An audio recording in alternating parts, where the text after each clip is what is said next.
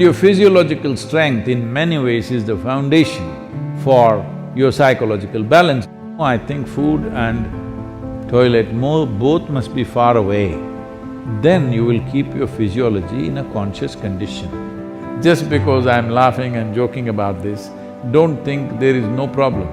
There is substantial problem.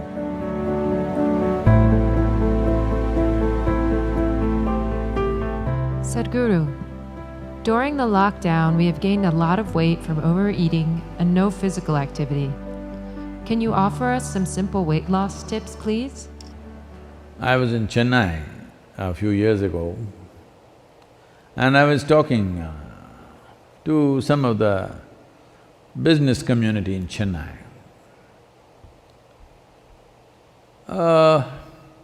They were not particularly obese or something, but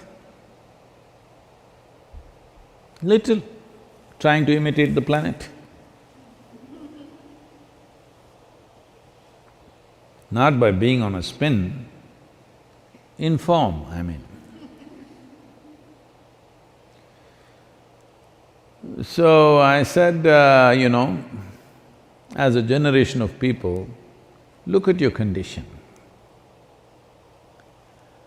If I had come to Chennai 50 years ago or 100 years ago,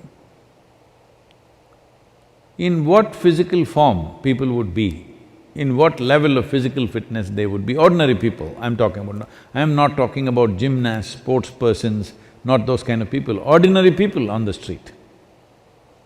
Or even now, in what kind of physical strength and condition people are in rural India, for example. I said, see, suppose it so happened, you were walking on the street and you saw a tiger, a wild tiger, hungry one. How many of you can at least climb a tree? And this is a spectacular show, a tiger on a Chennai street. This is not a everyday happening, it is something you must enjoy. But how many of you can climb a tree, which is the trunk of it, usually the city trees, what is on the avenues and stuff, is not more than 8 to 12 feet. How many of you can climb this 8 to 12 feet and sit on a branch and enjoy the wildlife view? No.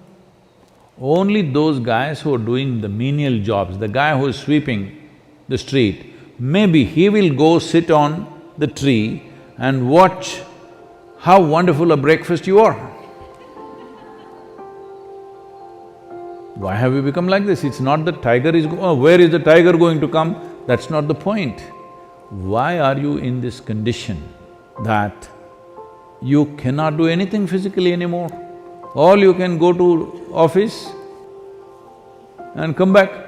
Those things are also necessary in today's world, but is it not important that you are in some way physically competent? Physical competence is a reflection of your physiological strength. And your physiological strength in many ways is the foundation for your psychological balance. It is no more in question. Your physiological strength is the foundation for your psychological balance in many ways. We've always been saying this, the yogic sciences, but people have been laughing at it because everything is keyhole. People say brain is a separate study.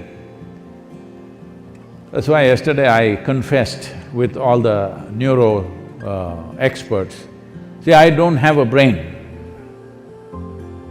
At least most of the time it's not working. I keep it off. There is enough from the tips of my hair to my toes. There are enough cells with enough memory and intelligence, they will do my life. I have disciplined them nicely. They will do my life the way I want. Because a large part of day-to-day work and day-to-day functioning is just a repeat work. All you need is a clerk. You don't need a super brilliant person to do all these things. So I have trained them and they do their work.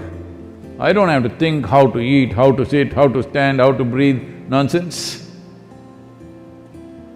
It just happens by itself because a very stable and effervescent physiological condition is very, very important to have a certain level of psychological freedom. Otherwise, every little thing you do, you have to think. Once you think, inevitably you're confused about every damn thing that you do.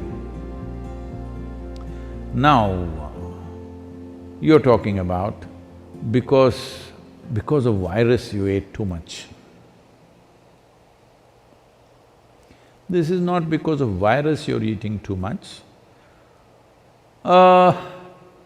This is a kind of a compensatory activity that, you will see this in the cinema theaters and everything. If you have nothing to do, never before in the history of humanity was food simply available like this all the time. It's a wrong thing that everywhere you walk there is food. It should not be. I see some of the corporations in America are organizing like this. Food and toilet should always be within whatever 50 feet or 100 feet, something they've fixed, 50 feet I think. Within 50 feet of wherever you are, there must always be food, and that food is usually 1 month old, of course, and there is a toilet. No, I think food and toilet both must be far away. Then you will keep your physiology in a conscious condition.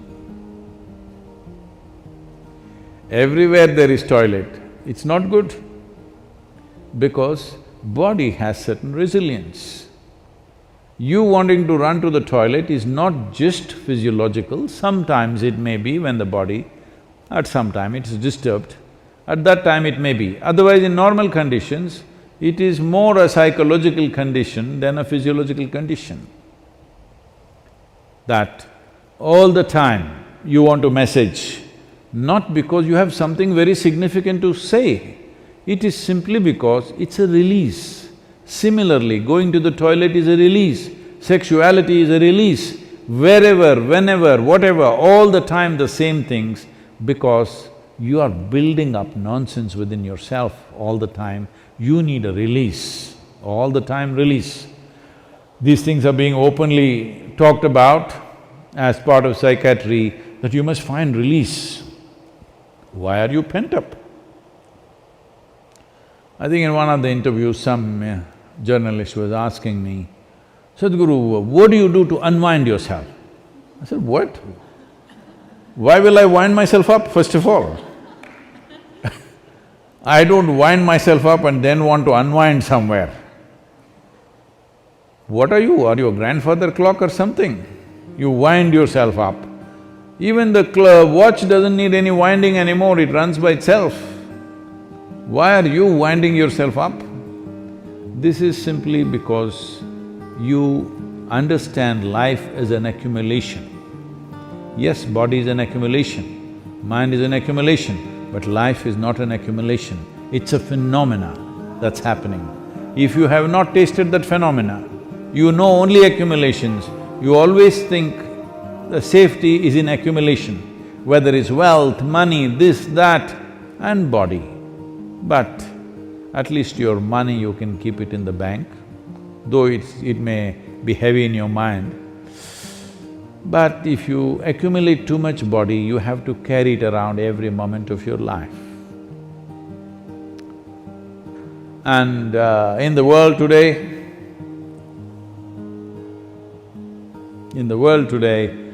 30% of the population is malnourished, and around the same percentage of people are obese, overweight. See, you can fix it. The world's problems of malnourishment, you can fix it. So, this practice is there in the Isha Yoga Center. Whenever cause comes up, when Isha Vidya, educating rural children, raising funds for it became a problem, then many people in the yoga center took this up. on Wednesday evenings I won't have dinner and let that money go to the children. I think you must find 7 causes like this. I can give you 7. Monday for Rally for Rivers, Tuesday for Kaveri Calling, Wednesday for Isha Vidya, Thursday is called Guruvar, this is for your Sadguru. Friday for Devi, because that's her day. Saturday, you have your dinner, I'm reducing 1 day. Sunday, for Janalinga. Like this, you find 7 or at least 6 causes where 6 dinners you give away. Morning you eat, all right? 10 o'clock in the morning you eat well, and again eat 10 o'clock tomorrow morning.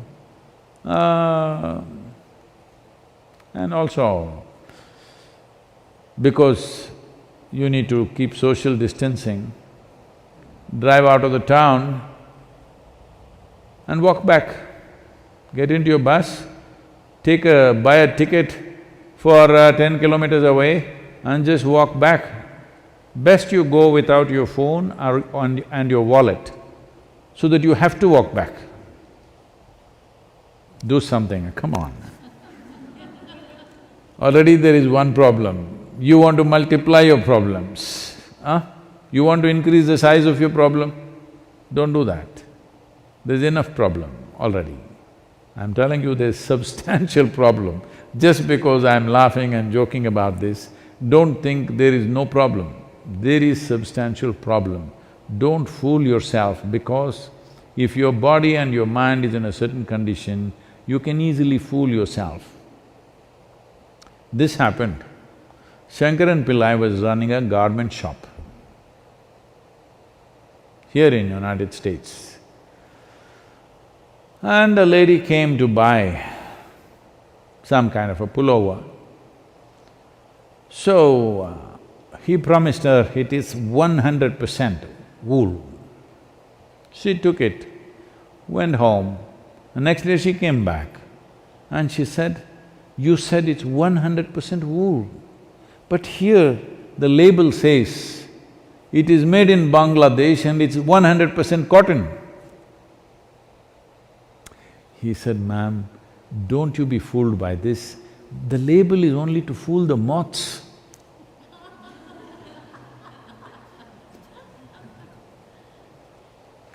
Like this, there are so many labels all over the world, don't go by that. This is a simple experiment you must do, all of you who are sitting now on the floor. When you get up, you must use only 2 limbs to stand up. All of you, in your life you must keep this up however old you are.